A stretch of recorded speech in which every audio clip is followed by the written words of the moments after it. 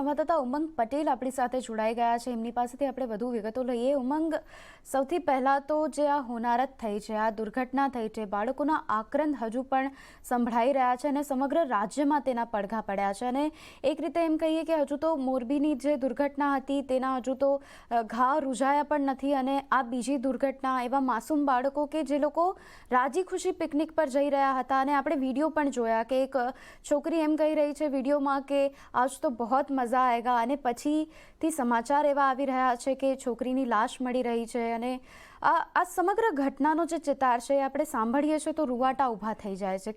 હવે આગળ શું? કારણ કે જે રીતના સમાચાર આવ્યા ત્યારબાદ આખી રાત વીતી ગયા પછી હવે આપણે જોઈએ છીએ તો એકબીજાના માથે દોષનો ટોપલો ઢોળાવવામાં આવી રહ્યો છે।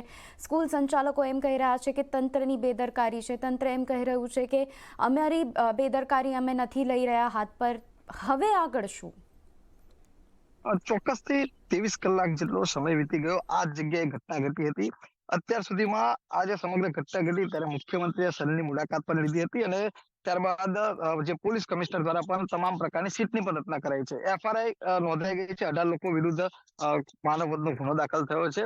સવારે એફએસએલની ટીમ આવી હતી। તંત્ર અને સ્કૂલ બંને જવાબદાર છે। કેટલાક આ જે પરિવારની જે દીકરીઓ જે ગુમાવી છે, જેની દીકરાઓ ગુમાવી છે, પરિવાર સાથે પણ હવે સવારના મળીએ છીએ। તેમની એક જ વેદના હતી કે અમારું બાળક હસતું ગયું હતું અને તેનું ઘરે તેનું જે ફૂલ છે તે કરમાઈને આવ્યું છે। અત્યાર સુધીમાં પોલીસ દ્વારા આ સમગ્ર મામલે 18 લોકો વિરુદ્ધ ગુનો દાખલ કરવામાં આવ્યો છે અને 3 જેટલા આરોપીની ધરપકડ કરવામાં આવી છે। સૌથી મહત્વની બીજી એક પણ વાત કરીએ કે હાલમાં આ જે ઘટના સ્થળ છે ત્યાં આગળ પોલીસ દ્વારા જે તમામ પ્રકારનું જે તપાસની કામગીરી તે કરવામાં આવી છે। સૌથી બીજી મહત્વની વાત એવી પણ છે કે એક કોઈ વાલી એમને આવ્યા હતા કે એમનું બાળક હજુ મળી નથી રહ્યું, એટલે તેની પણ શોધખોળ અહીંયા આગળ ફાયર બ્રિગેડ દ્વારા અત્યારે ચાલી રહી છે। પરંતુ અત્યાર સુધીમાં મ્યુનિસિપાલિટી કમિશનર દ્વારા કે મ્યુનિસિપાલિટીમાં કોઈ પણ ઓફિશિયલ સ્ટેટમેન્ટ સામે નથી આવ્યું અને આજે સાંજે 5:30 કલાકે જ્યારે પોલીસ ભવન ખાતે જે સીપી છે વડોદરાના તેઓ પ્રેસ કોન્ફરન્સ કરશે ત્યારે બાદ આગળની વિગત સમગ્ર બહાર આવશે। જી આ સાથે જ ઉમંગ, સમાચાર એમ પણ આવી રહ્યા છે કે વડોદરા તંત્ર હવે સજાગ થયું છે અને લેકનો જે વિસ્તાર છે તેને સીલ કરી દેવામાં આવ્યું છે અત્યારે। ચોક્કસથી જે વડોદરા તંત્ર એએમસી દ્વારા જે લેક છે હરણી તળાવ પર એન્જોયમેન્ટ પાર્ક બનાવવા માટેની મંજૂરી આપવામાં આવી હતી અને ત્યાં પાર્કમાંની અંદર બોટિંગ છે, મલ્ટીપર્પઝ હોલ છે, સમગ્ર તમામ પ્રકારનું બાંધકામ કરવામાં આવ્યું હતું।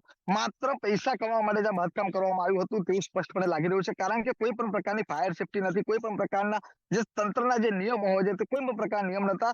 અત્યારે એએમસી દ્વારા આને સીલ કરવામાં આવ્યું છે અને સીલની અંદર ઉલ્લેખ એટલો જ કરવામાં આવે છે કે જ્યાં સુધી તપાસ પૂર્ણ નથી ત્યાં સુધી ખોલવું નહીં। પરંતુ જે 14 બાળકોના, જે માસૂમ બાળકોના જે જીવ ગયા છે તેના માટે જવાબદાર કોણ, એક સવાલ અહીં આગળ ઉભો થઈ રહ્યો છે। હાલમાં માત્ર સીલ કરી અને એએમસી સંતોષ માને તેમ લાગી રહ્યું છે।